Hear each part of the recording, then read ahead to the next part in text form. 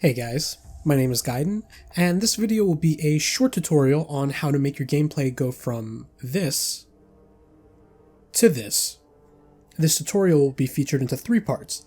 The first will be creating your replay demos that you can use to actually have the gameplay you need to record.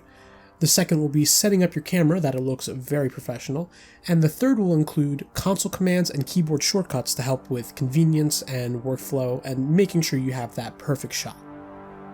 As for number 1, it's very simple to make a demo.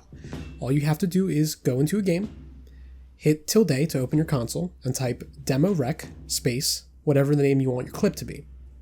When you're done recording, all you have to do is go back to the console and hit demostop. Congratulations, you just made a demo. Now, one word of advice is when you go to play your demo, make sure you're in a game and you're already spawned. There seems to be a bug if you try to do it from the main menu. To go into a recorded demo, all you have to do is, in your console, hit demoplay, space, and the name of the clip. Now that we have a viable replay to use, before we actually go into it and play it, let's go to our settings. From there, all we want to do is increase our mouth smoothing. This isn't an option you want to use while playing the game, but for recording, it's perfect.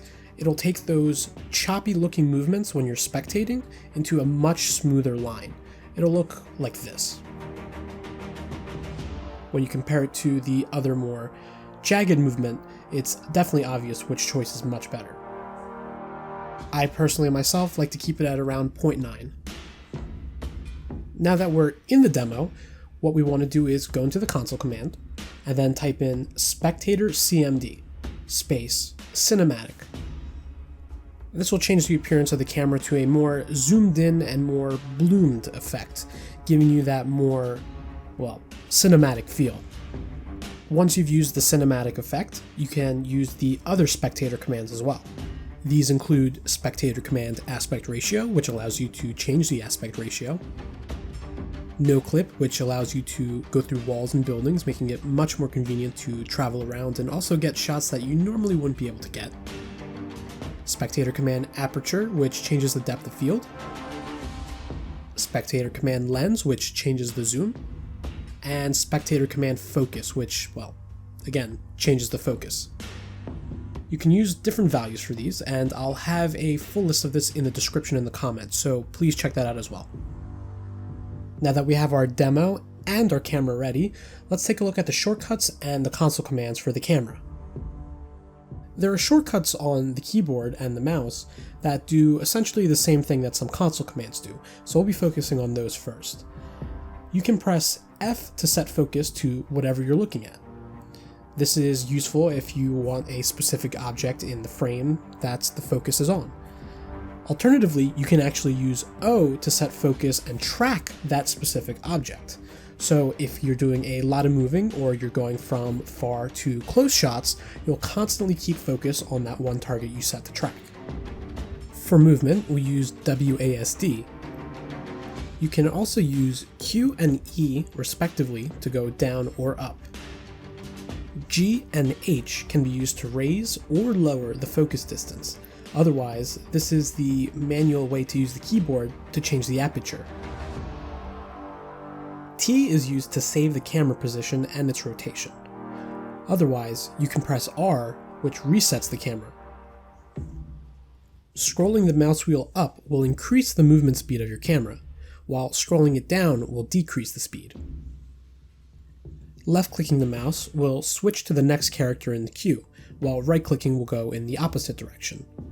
Clicking the middle mouse button will switch it from a first-person camera to a third-person camera that's locked to a character. I brings up the timeline, which you can use to go to specific points in the replay, or have slow motion or super speed. These upcoming console commands do similar things to the shortcuts we just went over. However, they're a bit more precise, so you may prefer these over the timeline. The first of which is demo.withTimeBurn-in space 1. This will put a counter on the top left region of your screen, allowing you to know exactly what time in seconds you are in the timeline. When you're finished, you can use demo.withTimeBurn-in space 0 to get rid of it. Once you have the demo timeline, you can use demo.goToTime in seconds and then the amount of time in seconds to go to specifically to that point. Another option is demo.skipTime and the number of seconds you want to skip. So if you're not exactly sure or just want to go ahead along in the timeline without a specific point, you can use this option. And the last console command I'll share with you today is demo.timeDilation. Setting the time dilation to a fraction will slow down the video, while a whole number will speed up the video. 1 is the base value. This is great if you want to use in-house slow motion or fast forward because it looks a lot cleaner than doing it during the editing process. With these tips and details, you should be able to make a much higher quality video than you did before. Hopefully this will help you improve for your personal videos, clan competitions, or awesome gameplay videos you want to upload. I wish you good luck, and if you do make a video after watching this, feel free to post it on this channel. I'd love to see it.